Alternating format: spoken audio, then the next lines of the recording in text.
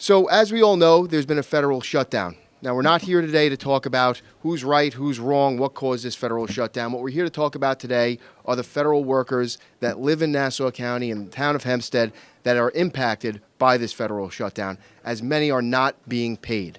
And so this government shutdown is not the fault of those workers, and we here at the local level feel we need to do all we can to soften the blow for these federal workers. And so we are here today to talk about a bill that Assemblyman Ra has drafted that will achieve just that. This is pretty simple.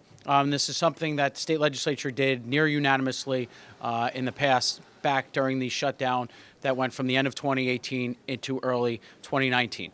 What it was a state law that allowed for a extension in terms of the deadline, in terms of any penalties for furloughed federal workers to pay their property taxes until 90 days after the conclusion of the shutdown. I know that I've spoken with our receiver here in the town of Hempstead, Jeanine Driscoll. I've spoken with other receivers of taxes. I've spoken with colleagues in the assembly and in government, and they're hearing from their constituents with this concern about their ability to pay when they're not being paid. So I'm going to be filing this bill, and I'm calling on my colleagues in the legislature and the governor to come together and provide this relief to our federal workers who are furloughed and not being paid, so that they have one less thing to worry about. These people who work for the federal government who've been furloughed or they haven't received a paycheck, it's no fault of theirs.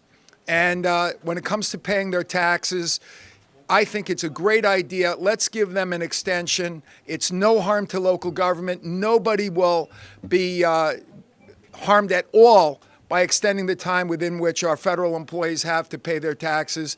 So to give them that extension for 90 days after the shutdown of the government, I think is just good common sense. It's compassionate, it's smart, and I support it 100%. So what we have here today is government working together, the three different levels of government: the town government, County Executive Blakeman, and the county government, and our New York State Assemblyman Ed Ra, doing what's right for the people. So we're now calling on the state legislators to pass this legislation and for the governor to sign it.